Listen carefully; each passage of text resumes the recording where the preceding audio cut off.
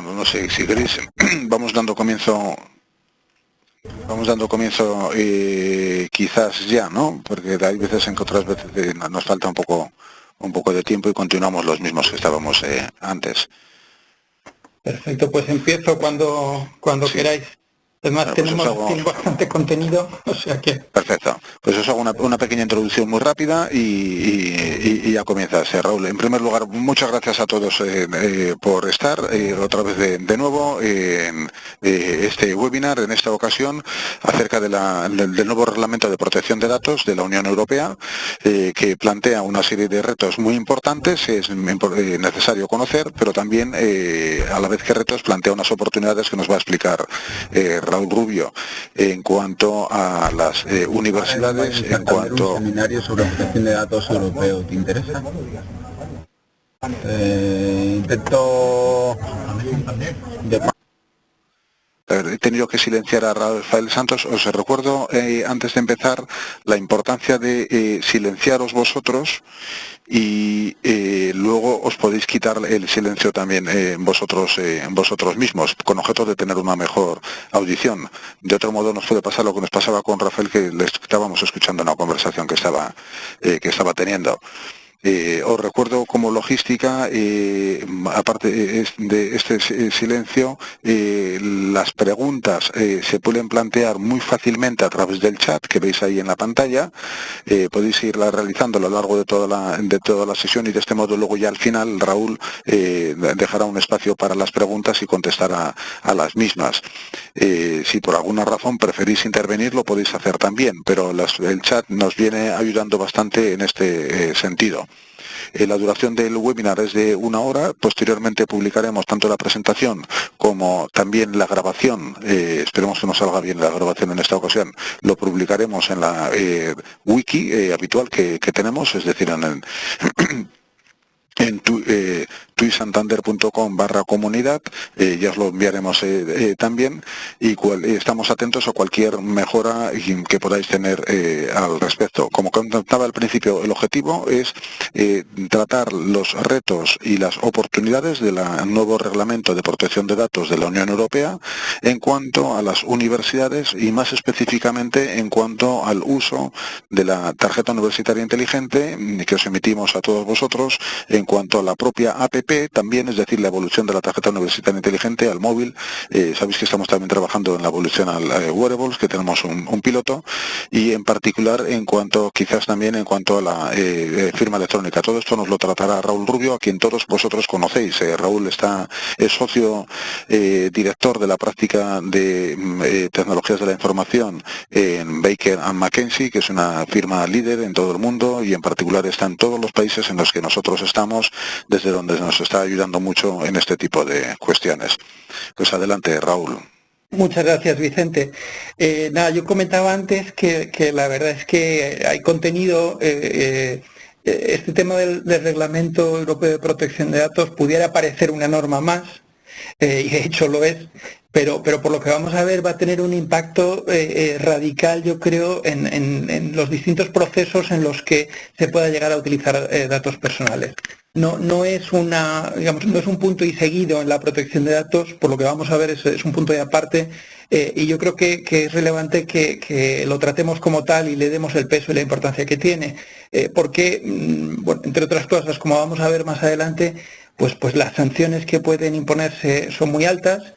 Todavía está por ver si en el ámbito de España va a haber un régimen sancionador para el sector público. Muchas de las universidades que estarán asistiendo pues son universidades públicas. En el pasado, la Ley Orgánica de Protección de Datos no establecía sanciones económicas para el sector público. Eso hoy por hoy todavía está bajo discusión, en la medida en que el reglamento europeo que vamos a analizar lo permite. Otra cosa es que luego en el desarrollo que se haga a nivel nacional mediante la modificación de la Ley Orgánica de Protección de Datos, pues cómo se vaya a llevar a cabo. Pero sin duda va a requerir más obligaciones, más esfuerzo por parte de las organizaciones, y como decía Vicente, pues tendremos que buscarle la oportunidad, es decir, porque al final muchas veces la oportunidad está en entender bien lo que se nos viene por delante y digamos, obtener las mejores ventajas que podamos de esa gestión del cambio adecuada, ¿no?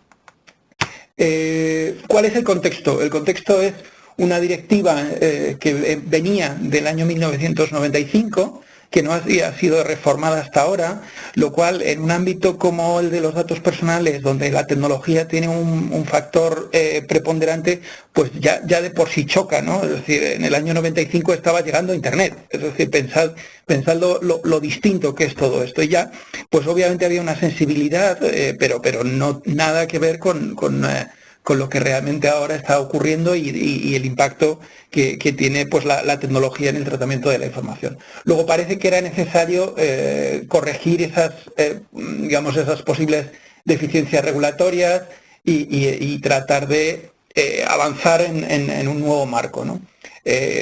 Por otro lado, también ha sido un reglamento muy polémico que ha llevado muchísimo tiempo negociarlo. Se empezó a negociar en el año 2012 y se ha aprobado ahora en 2016, ¿no? Y realmente al final ha tenido muchas idas y venidas, al final se ha convertido en un texto muy político y una parte significativa del contenido técnicamente, desde una perspectiva de técnica jurídica, no es la mejor del mundo.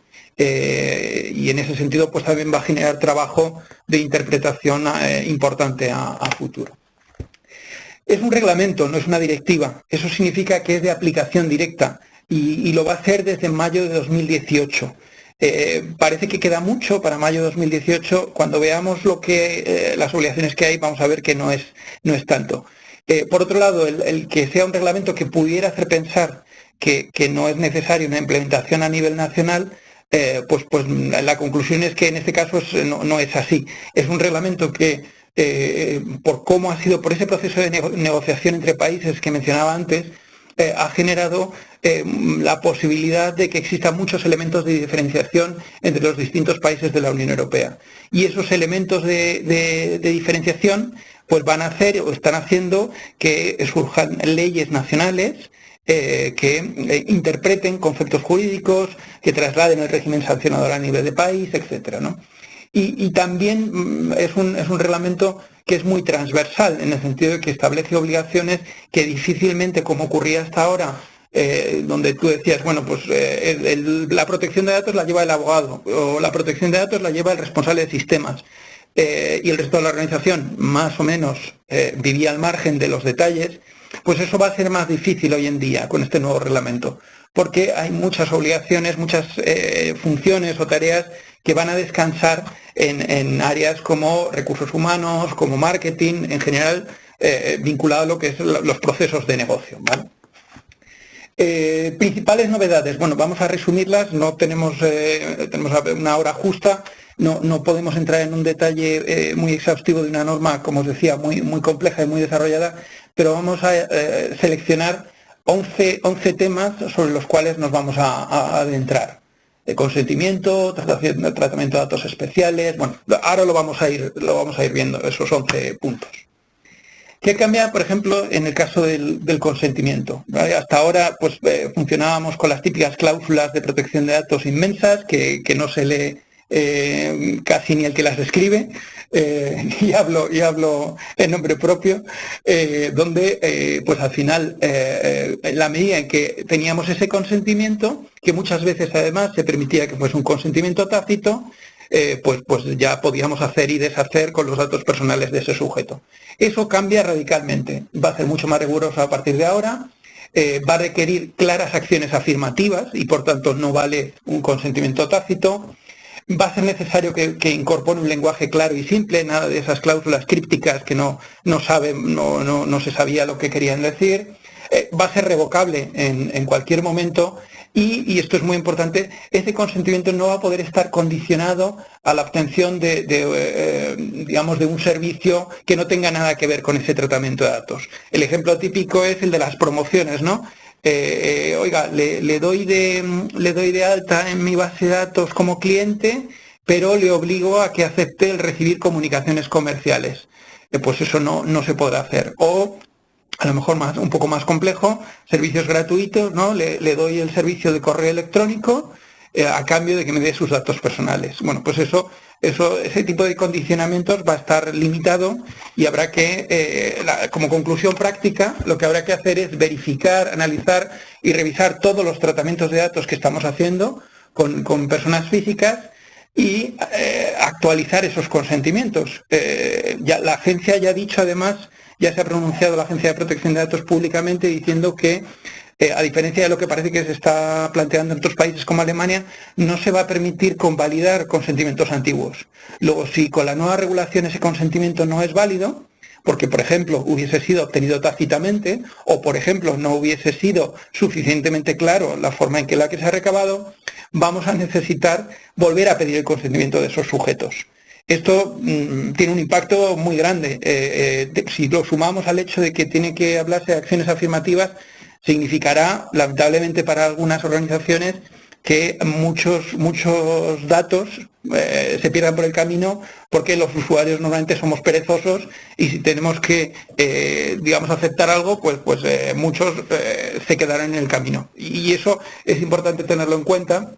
Es importante además pensar que mayo de 2018 es una fecha tope y que habrá determinados supuestos en los que si ya vamos a hacer algún tipo de interacción con esos usuarios más desde una perspectiva de proceso de negocio, pues deberíamos a lo mejor plantearnos durante este año y el siguiente utilizar esa interacción para captar el consentimiento de una manera adecuada, ¿no?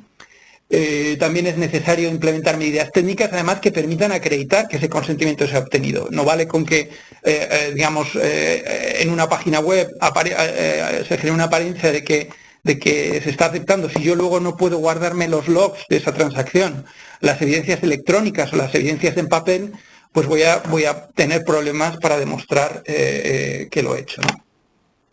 Luego hay otro punto que tiene que ver con los datos, lo que antes llamábamos datos sensibles y que a partir de ahora se van a llamar datos especiales. El reglamento cambia la terminología y son los que ya eran salud, origen racial, religión, etcétera, pero se añaden 3 categorías nuevas de datos dentro de lo que serían datos especiales.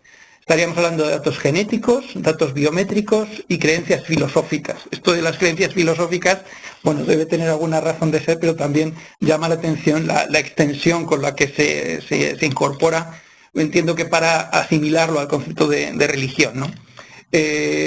Pero sí, especialmente, llamo la atención en la parte de datos biométricos, y ahí pongo un dibujito de una huella dactilar, porque algo tan tonto como era la huella y que muchas organizaciones se está utilizando como herramienta de control de acceso, y se había considerado hasta ahora que era un dato de nivel básico, con la nueva regulación pasa a ser un dato sensible, un dato especial, y será necesario incorporar medidas de seguridad distintas de las que veníamos teniendo hasta ahora.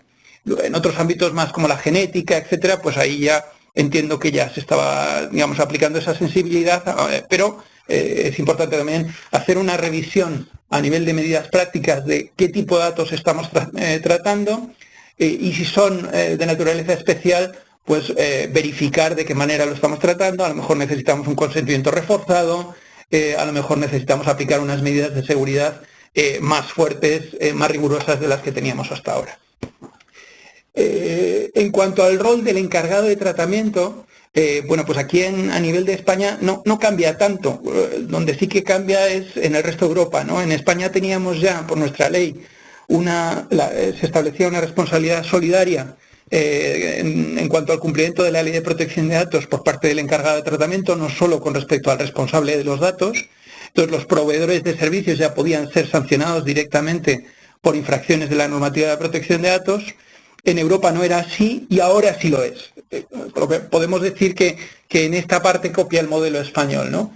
Pero además se aprovecha también por parte del reglamento para reforzar algunas medidas. Por ejemplo, esos encargados de tratamiento, esos prestadores de servicios con acceso a datos personales van a tener que permitir auditorías de sus clientes, disculpad, y eso es algo que impactará en las relaciones contractuales que se tengan con ellos. Debe además informar al responsable en caso de que identifique que una de las instrucciones que recibe como encargado de tratamiento incumple con la normativa. lo cual parece difícil, parece complejo, en la medida en que ahí hay una relación de dependencia donde el proveedor no está en una situación muchas veces de igualdad con respecto al responsable. Y aquí, pues probablemente lo esencial será ver de qué manera se puede acreditar que se ha informado para intentar limitar responsabilidades, ¿no? Por lo demás, pues parece que el reglamento da algunas vías digamos, de apoyo, como puede ser la posible adhesión a códigos tipo, códigos de conducta, incluso la posibilidad de que en un futuro se publique cláusulas estándar, cláusulas tipo, que regulen las relaciones entre encargados y responsables de tratamiento, pero la realidad es que hoy por hoy no existen esos textos y vamos a tener que empezar a cumplir con la normativa sin que haya un estándar de cómo relacionarse contractualmente. Lo cual nos lleva precisamente a otra de las medidas que tendremos que afrontar, que es revisar todos los contratos que tengamos con nuestros proveedores, en la medida que tengan acceso a datos, o si nosotros prestamos algún servicio a terceros, pues también revisar nuestro papel en esos contratos y actualizar esos documentos. También aquí la agencia ha sido clara, es decir, los contratos deberán estar actualizados a mayo de 2018. Eso puede tener nuevamente un impacto en negocio muy significativo, porque normalmente pues clientes o proveedores aprovechan este tipo de situaciones para renegociar otras cosas, como puede ser precio, como puede ser alcance, y no siempre es sencillo conseguir llegar en fecha, sobre todo si no se ha planificado. Por tanto, ahí mi recomendación es de gestionarlo con la suficiente antelación, gestionar temas como el régimen de responsabilidad aplicable, que no van a ser fáciles, porque con el incremento de las sanciones nadie va a querer asumir responsabilidades, y eso pues habrá que identificarlo y gestionarlo, como decía, apropiadamente. Otra de las obligaciones establecidas por la norma es la necesidad de llevar a cabo estudios de riesgos para cada entorno en el que se estén tratando datos personales. Es lo que en inglés se llama el Privacy Impact Assessment, ¿no? Esos estudios, en principio, tendrían que realizarse cuando se estén tratando datos de alto riesgo, y para ello hay que hacer un análisis previo y considerarlo, o si se está haciendo lo que llaman también en inglés un profiling, un análisis de comportamiento o de perfil del usuario, y cuando se traten datos a gran escala de las categorías especiales sensibles que mencionábamos antes, o cuando se haga una monitorización del acceso a determinadas áreas a gran escala y sistemática, ¿no? Por ejemplo, las cámaras de vigilancia, por ejemplo, el control de visitas, ese tipo de cosas, ¿no? Además, está previsto que la Agencia de Protección de Datos publique una lista de procesos que necesariamente tengan que llevar a cabo este PIA, este análisis de riesgos, y también está previsto que cuando una empresa o cuando una organización, como en este caso la universidad, dude si tiene que sí o no aplicar o generar un PIA, pues pueda consultarlo para que la Agencia de Protección de Datos le dé una valoración. Pero parece que la tendencia es a que efectivamente en muchos supuestos sea necesario llevar a cabo este estudio de riesgos. ¿Qué debe incluirse? Pues una descripción de procesos y finalidades de tratamiento, una evaluación de la necesidad y proporcionalidad de esas operaciones de tratamiento, y una evaluación de los riesgos y una forma de mitigar esos riesgos, ¿vale? Son riesgos, estamos hablando de riesgos de todo tipo, no necesariamente tecnológicos. Por lo tanto, aunque parece que lo más evidente es que esta tarea dentro de las organizaciones les correspondan a los responsables de sistemas de informática de las universidades, pues no es tan obvio que eso sea así, en la medida en que también se deberán incorporar dentro de ese mapa de riesgos propios del departamento, del área usuaria que esté procesando esa información, y que sean mitigables nuevamente no solo con medidas tecnológicas, sino también con medidas organizativas o de otro tipo, ¿no? Por tanto, ahí debemos también valorar el cómo llevar a cabo estos estudios y dedicarles, digamos, la atención que requieren, ¿no? Y vamos con el quinto punto. El quinto punto habla de comunicación de fallos de seguridad. Hasta ahora solo las empresas de telecomunicaciones tenían la obligación de comunicar a las autoridades cualquier posible fallo de seguridad, lo que en inglés llaman un data breach. A partir de este reglamento, cualquier empresa, cualquier organización y por tanto también la universidad tendrán la obligación de comunicar un fallo de seguridad donde se hayan podido ver vulnerados datos personales de personas físicas, tendrán una obligación de comunicarlo en un plazo de 72 horas y en caso de que seamos un encargado de tratamiento o el fallo se haya producido en un encargado de tratamiento nuestro, un proveedor, ese proveedor no tendrá que comunicarlo sin dilaciones indebidas al responsable, por ejemplo la universidad, para que la universidad pueda en ese plazo de 72 horas reaccionar. ¿Va a haber que comunicar todos los fallos de seguridad? Bueno, la ley prevé que cuando se hayan implantado medidas de seguridad que mitiguen el riesgo real de que se produzca una fuga de información, en esos casos no va a ser necesaria esa notificación. A mí se me ocurre un caso, por ejemplo, típico por materializarlo, un poco por darle concreción. Imaginemos que hemos perdido, por ejemplo, un ordenador portátil. Si ese ordenador portátil, o por ejemplo una tableta, un iPad o algo así, si ese equipo está cifrado el disco duro y prevé un sistema de remoto borrado, como ocurre por ejemplo con las determinadas tablets, pues parece que esa medida podría ser suficiente como para entender que no es necesario notificar el fallo de seguridad. Pero en cualquier caso habrá que ir caso por caso, valorarlo, analizarlo, involucrar dentro de la organización tanto a los departamentos jurídicos como a los departamentos de sistemas como a las áreas usuarias para valorar este tipo de medidas. E incluso también la posibilidad de comunicar a los afectados, no solo a la autoridad, cuando exista un riesgo para sus derechos y sus libertades, ¿vale? Esto es un cambio significativo que además puede generar cierta alarma en los usuarios y por tanto lo que parece lógico es que haya ya unos procedimientos preestablecidos, un sistema de respuesta y notificación frente a fallos de seguridad. No esperar a que se produzca el fallo para decir, uy, Dios mío, a ver qué hacemos ahora, cómo nos organizamos, ¿no? Eso debería estar gestionado con antelación, debería haberse elaborado algún tipo de cartas modelo de notificación, hacer simulacros de fallos de seguridad, mantener un control y un registro de esos fallos donde se detalle qué ha ocurrido, para protegerse frente a posibles acciones tanto de los usuarios como de las autoridades. Otro punto que también afecta de lleno a las universidades es la necesidad de nombrar lo que en inglés llaman un Data Protection Officer, o un delegado, en español se llama un delegado de seguridad o delegado de protección de datos, que en el caso de las administraciones públicas va a ser una figura obligatoria. Para las empresas privadas no en todos los supuestos, solo pues cuando haya una monitorización sistemática de afectados o cuando se traten a gran escala datos de categorías especiales. Aún así habrá muchas empresas privadas que nombren este delegado de protección de datos porque es una medida también para acreditar diligencia, ¿no? Y en el caso del sector público, obligatoria. ¿Cómo la administración pública se va a organizar? ¿Cómo va a nombrar estos DPOs o delegados de protección de datos? Pues está por ver y la propia administración en este momento está valorando cuál será la forma ideal.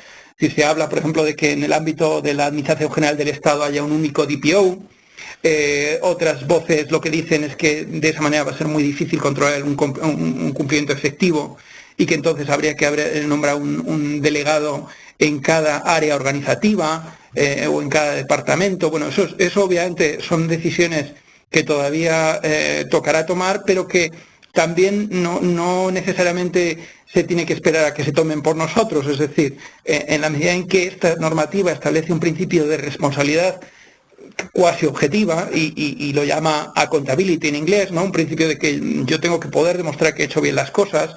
Pues el que una universidad nombre un delegado de protección de datos parece que tiene toda la lógica, sobre todo si lo asociamos a la propia independencia organizativa que la ley de universidades le reconoce como tal, ¿no? Por tanto, pensemos en que esa figura tiene que existir, que va a tener además un rol complicado porque por un lado tiene una función de concienciación dentro de la universidad, pero también tiene una labor de perseguir las posibles infracciones y de comunicarse con las autoridades de protección de datos. Entonces, el rol de ese DPO también requiere cierto análisis.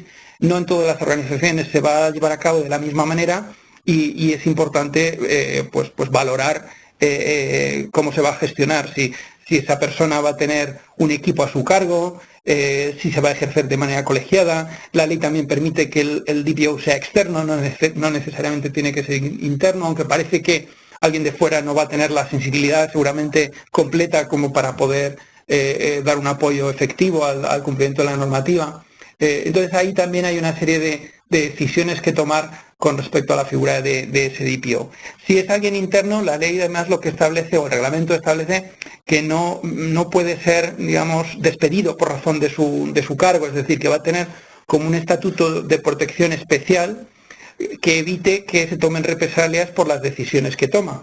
Pero obviamente también va a ser una figura que, más allá de esa independencia y esa protección que le otorga el reglamento, pues va a tener una responsabilidad directa en el cumplimiento de la normativa de protección de datos por parte de su organización. Luego, bueno, no sé si habrá muchos voluntarios para llevar a cabo esta tarea sin que su sueldo suba. Y eso ahí es un chascarrillo para ver un poco, para poner de manifiesto el hecho de que esto no va a ser fácil de gestionar dentro de las universidades. Bueno, el papel del DPO es, como os decía, informar, vigilar, prestar asesoramiento, colaborar con las autoridades y ser punto de contacto frente a posibles infracciones. Otro elemento que cambia es lo que llaman en inglés también el data mapping, que sustituye a la obligación de declarar ficheros. A partir de mayo del 18 no va a ser necesario declarar ficheros ante la Agencia de Protección de Datos, porque básicamente nos los vamos a tener que entre comillas, autodeclarar, ¿no? Vamos a tener que tener internamente una documentación que identifique todos los datos que estamos tratando, cómo los clasificamos, quién es el responsable y qué encargados pueden estar accediendo a esa información, con qué finalidades tratamos, categorías de datos afectados, si hay transferencias internacionales también identificarlas y, por supuesto, medidas de seguridad técnicas y organizativas. Es decir, es algo parecido a lo que era el documento de seguridad, pero pero ampliado, más detallado y con mayor contenido. Y eso nuevamente no se prepara de un día para otro, con lo cual pues vuelvo a insistir en la importancia de empezar a tomar medidas para llegar a tiempo a mayo de 2018. ¿Qué tareas prácticas genera esto? ¿Pueden identificarse? Bueno, será necesario obviamente analizar, revisar y planificar las actividades de tratamiento de datos. También para ello deberemos contar con el resto de la organización y especialmente con las áreas usuarias, porque, insisto, no se trata solo de datos corporativos o datos que residan en los sistemas de información centralizados. Estaríamos abarcando cualquier tipo de tratamiento, ya sea en papel, ya sea en electrónico, que se pueda tener en el conjunto de la organización, tanto en dispositivos fijos, como portátiles, como móviles, etcétera, ¿no? Y ahí, bueno, pues intentar generar checklists y mecanismos que nos ayuden de una manera lo más práctica y menos invasiva posible a poder identificar, hacer el inventariado de este tipo de datos y a raíz de ello pues establecer políticas internas que garanticen que en todas las áreas se cumple con la regulación, ¿vale? El punto 8 tiene que ver con nuevos derechos para los titulares de los datos. Se mantienen los que ya conocemos, los clásicos, lo que aquí siempre se ha llamado derechos ARCO, ¿no? De acceso, cancelación, rectificación y oposición. Pero además a ellos se añaden algunos pues que además son genuinamente españoles en su creación, como es el derecho al olvido, del que tan orgullosa está la Agencia Española de Protección de Datos, y que se va a aplicar con carácter general ese derecho al olvido, ¿no? Que es básicamente una especie de un subtipo de cancelación de datos, ¿no? Que nos podrá solicitar la cancelación de datos incluso aunque la fuente de origen pueda seguir manteniendo esa información, ¿no? Luego hay un derecho a la restricción del tratamiento de datos, parecido también a nuestra cancelación, pero que no existía en el resto de Europa, y de ahí que se tienda un poco a intentar estandarizar ese proceso. Es decir, cancelar no equivale a borrar, equivaldría a bloquear durante el tiempo que resulte necesario para hacer frente a posibles infracciones.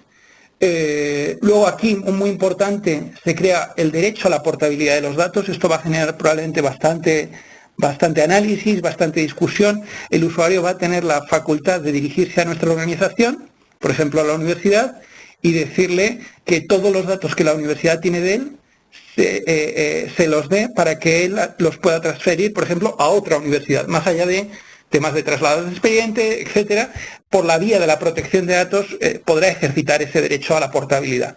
Pero puede ir más allá y se establece también en la regulación la obligación de que en la medida en que técnicamente sea posible, esa transmisión de datos la realicen directamente los responsables de uno a otro a petición del usuario. Nuevamente, la universidad entonces tendría que pasar directamente los datos a otra universidad simplemente porque el usuario se le requiriera. Y también con unos plazos cortos, acotados, que están por definir, pero que se parecerán a los que ya existen para los derechos ARCO, ¿no?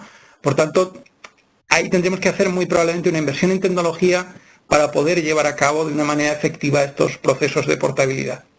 Y luego, por último, el derecho a rechazar el profiling, o entendido como el que no se puedan tomar decisiones en contra o a favor de una persona, de un individuo, basadas exclusivamente en el tratamiento automatizado de la información y la información, el resultado que nos ofrece ese análisis, ¿no? Es decir, esto muy conectado con lo que conocemos como Big Data, ¿no? Y procesos, digamos, de análisis automatizados que nos dan informaciones que muchas veces pueden ser correctas, pero se establecen a través de criterios indirectos, ¿no? Y no sobre la base de la información que el propio usuario nos ha suministrado. ¿Qué debemos hacer aquí? Bueno, pues revisar las categorías de datos que estamos tratando y a quién le afecta, cuál va a ser el impacto técnico y económico de poder facilitar esos derechos, teniendo en cuenta que aquí el contexto es el de la posible sanción si no somos capaces de hacerlo, ¿no? Y bueno, qué controles y qué procedimientos vamos a implantar para poderlo gestionar. Otro elemento que también tiene mucho impacto en costes, o puede tener mucho impacto en costes para la organización, es lo que se llama Privacy by Design y by Default.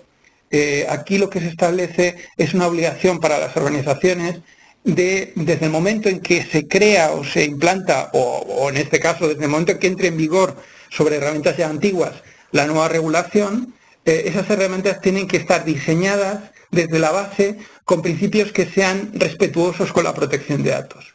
Eso quiere decir que, por ejemplo, en base al principio de minimización de datos, no deberemos tratar datos que no sean imprescindibles para esa labor para esa herramienta, para esa labor, para ese proceso de negocio. Debemos aplicar medidas de seguridad que garanticen que eso está diseñado adecuadamente, por ejemplo, aplicando lo que se llama en el reglamento la pseudoanonimización, donde entendida como unas categorías de datos que siguen siendo datos personales, pero que están anonimizados para la parte de la organización que no necesita conocer el nombre y apellidos del usuario. Pensemos, por ejemplo, el área de la universidad que se encarga por ejemplo, de la contabilidad. Pues a lo mejor en ese ámbito sí que es necesario saber nombre y apellidos de los alumnos, por ejemplo, para poder hacer un seguimiento del cobro de las matrículas. Pero si luego esa información tiene que ser tratada por el departamento, de informática de la universidad, me lo estoy inventando, pues a lo mejor ese departamento ya no tiene por qué conocer esa información. Eso nos lleva a tener que revisar cómo hemos segmentado, cómo hemos perfilado los accesos, y en los casos en los que no sea imprescindible, pues rediseñar esas herramientas informáticas para que cumplan con la normativa. Bueno, aquí en el futuro probablemente habrá certificaciones. Hoy por hoy tenemos que arrancar sin ese marco, y tendremos que tomar decisiones de manera autónoma sobre qué entendemos por privacidad por defecto y privacidad por diseño como un elemento clave de la nueva regulación. Disculpad. Bueno, eso se puede hacer con políticas internas, implementando medidas técnicas y organizativas que ayuden a detectar en qué casos tenemos que hacer esto. Aquí, por ejemplo, enlaza con el PIA que veíamos antes como una herramienta muy útil para llevarla a cabo, bueno, pues establecer esos controles que nos ayuden a cumplir con la regulación. Llegamos al punto 10, casi acabando.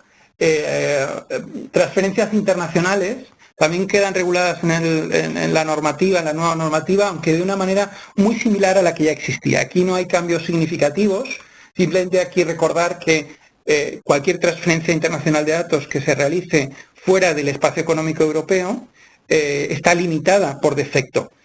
Tanto si la hacemos nosotros como si la hace un proveedor en nombre nuestro. Y esa limitación pues implicará que tenemos que acudir a algún tipo de medida que mitigue el riesgo adicional que supondría para el usuario el que sus datos estén en países que no otorgan un nivel de protección equivalente al de la Unión Europea.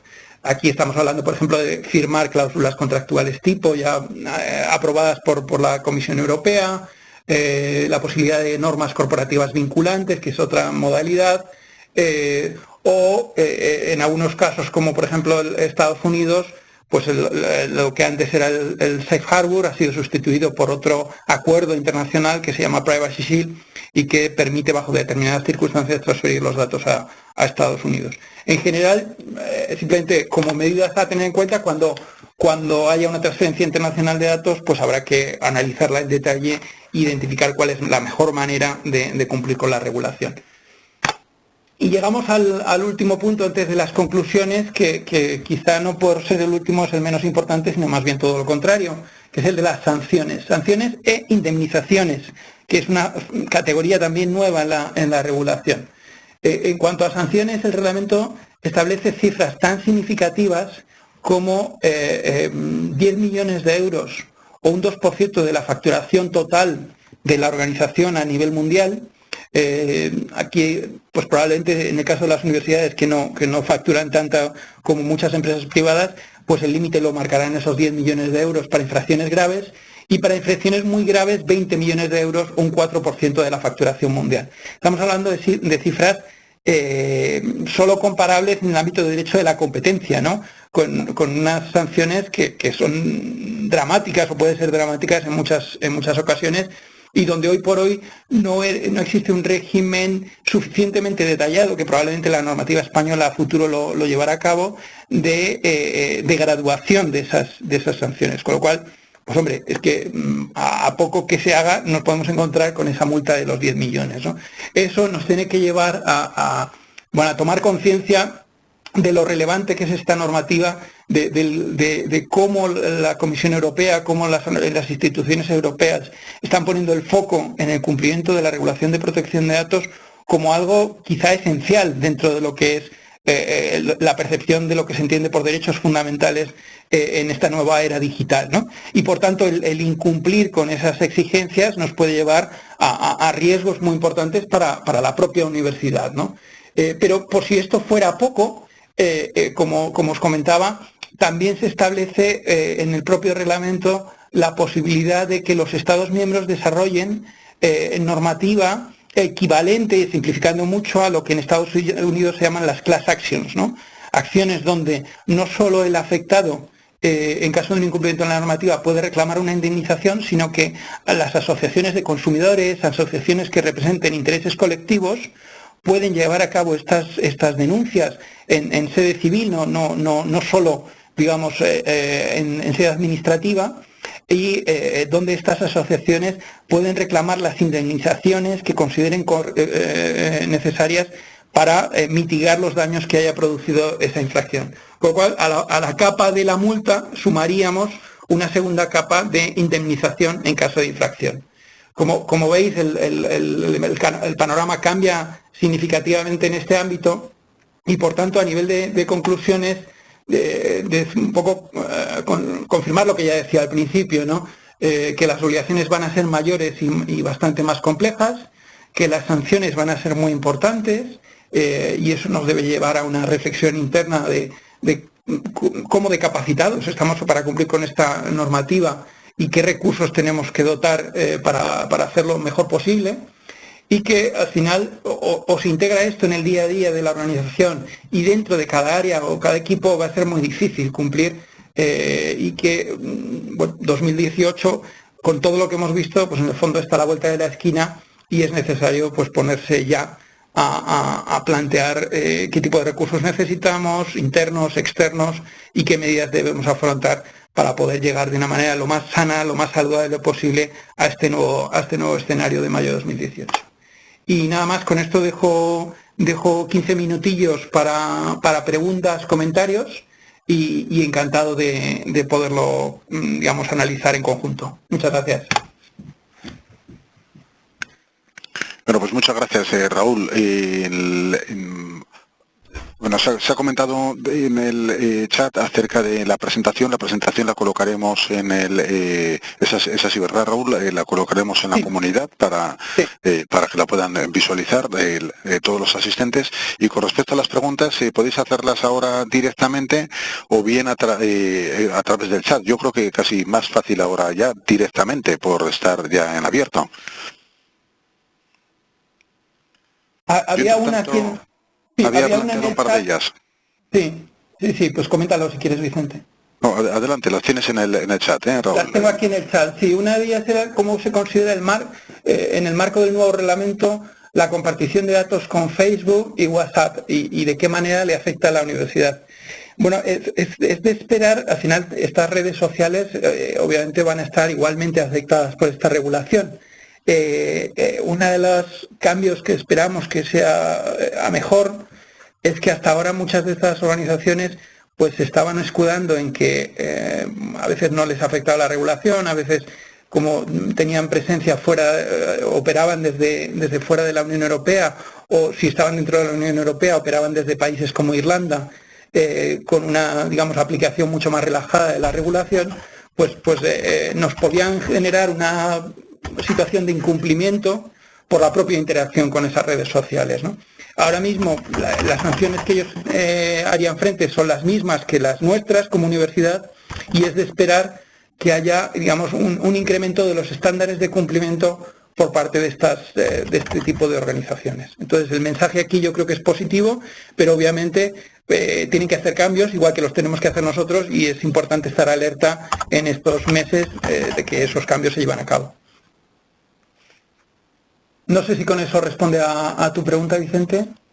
Sí, en definitiva, lo has comentado, o sea, las redes sociales están ahí, cada vez va a haber más interacción con las redes sociales. Hay universidades que incluso se plantean utilizar los perfiles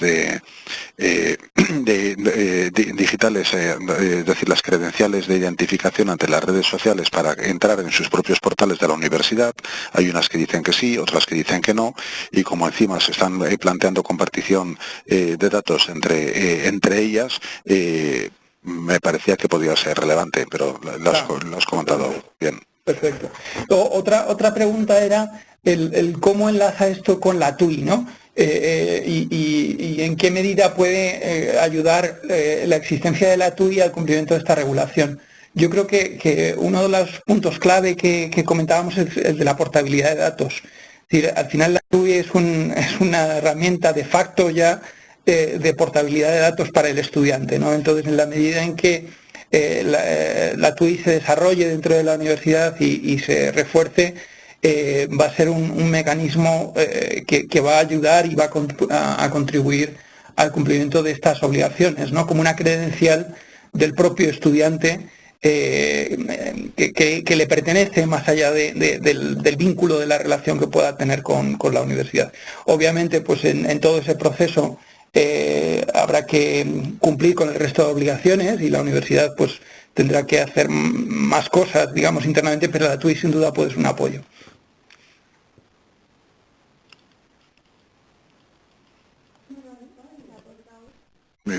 ¿Más preguntas?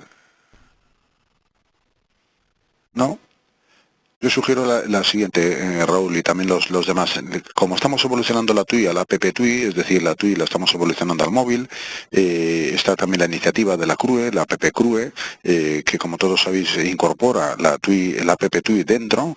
Hay actualmente varias universidades que están utilizando la app TUI de forma masiva, Murcia y Carlos III aquí en España.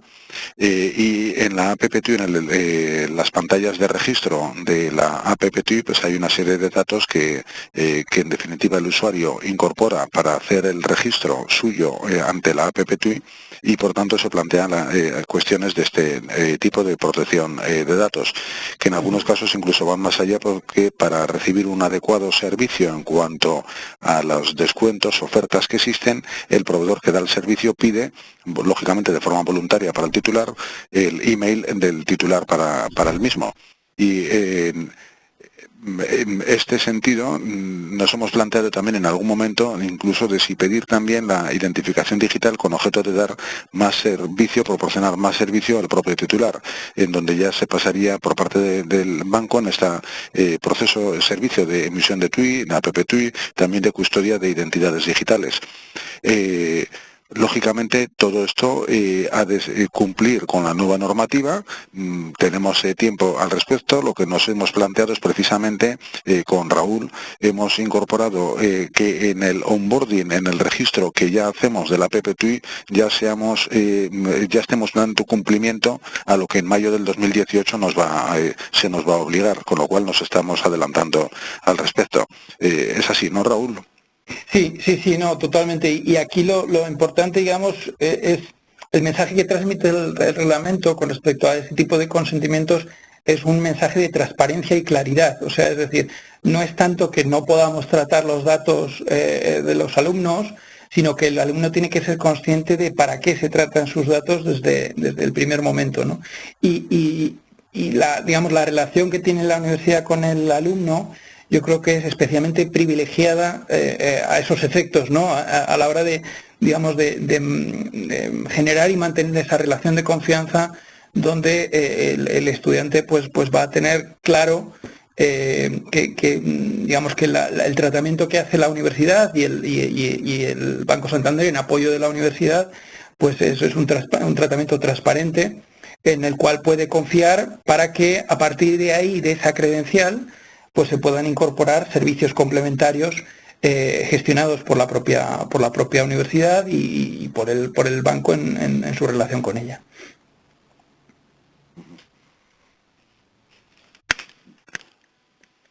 Muy bien. ¿Más dudas? ¿No? Bueno, pues parece que vamos yendo ya al final. Lo que siento, Raúl, es que hay algunas personas que se han intentado conectar, nos han escrito por correo electrónico, por ejemplo Javier Calvo de la Universidad de Salamanca, de que parece que Webex no soporta algunas versiones del sistema operativo de ordenador y por esta razón no han podido entrar. Yo le he sugerido de entrar por audio, que no sé si al final lo ha realizado. Lo revisaremos internamente para que no nos ocurran próximos webinar. Si se ha detectado algún otro tipo de error, problema, indicárnoslo para que este tipo de herramientas nos pueda ayudar de forma efectiva a futuro. Yo lo que haré también, Vicente, si te parece bien, es cuando suba a la comunidad, en la comunidad la presentación, ofreceré, como ha podido, digamos, gente que no haya podido asistir por las razones que comentas, a través de la propia comunidad responder a cualquier duda, consulta o comentario que pueda surgir a raíz de este tema. Muy bien, perfecto.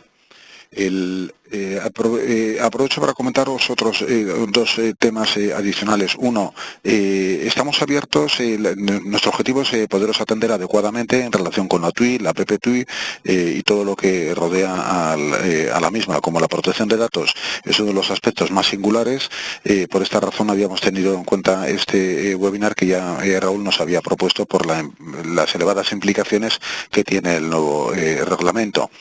Si hay algún otro tipo de aspecto que queráis que tratemos en detalle en los en futuros webinars, indicádnoslo porque estamos abiertos a vosotros. En definitiva, nuestro objetivo es precisamente atenderos. A Raúl, como experto en este sentido, os puede ayudar bien. El webinar es una primera introducción, a partir de la cual podéis luego ya recabar, como él también ha comentado, pues más información o acceder a otras preguntas. Pero del mismo modo, con otros temas podemos hacer también de forma similar. No sé si queréis anticipar ahora algún otro tema para próximos webinars o si no ya nos lo vais haciendo llegar. Y quería comentar también, recordaros que el próximo año realizamos el habitual ya Congreso Internacional de la Tarjeta Universitaria Inteligente. Las fechas en las que lo hacemos son el 30 y el 31 de marzo. ¿Por qué razón estas fechas? Bueno, parece que son las fechas menos malas para todos los países, porque en definitiva al ser para los 12 países en los que estamos, tenemos que tener en cuenta algunas fechas de exclusión que en algunos países nos corresponden. comentan. Y estas 30 y 31 son un jueves y un viernes, posteriores me parece que es posterior, o sea, no confluye con la Semana Santa. Al ser jueves-viernes parece que enlaza bien con fin de semana y pueda ser más adecuado, según nos dice el Observatorio de Murcia. Y en esta ocasión lo haremos en Varsovia, en Polonia. ¿Por qué Varsovia, Polonia? Con el objetivo de ir rotando entre países, y nos parecía que Polonia podía ser una buena oportunidad para todos, al mismo tiempo que también le ayudamos a Polonia a seguir impulsando la TUI entre las universidades. Este tipo de temas que hemos tratado en el webinar, protección de datos, los trataremos también nuevamente ahí en el Congreso, porque en definitiva afectan a la TUI y en especial a la propia APP TUI. Y por mi parte no tengo ninguna tema más. No sé si tenéis alguno vosotros.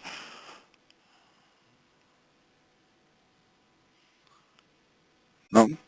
Raúl, ¿alguna consideración adicional? No, nada más por mi parte. Muy bien. Bueno, pues muchas gracias a todos por asistir y muchas gracias especialmente a Raúl por su presentación, la claridad de la misma, y también por dejarnos la presentación para futuras consultas de las universidades. Muchas gracias. Muchas gracias. Hasta luego, gracias. Hasta luego. Hasta luego, muchas gracias.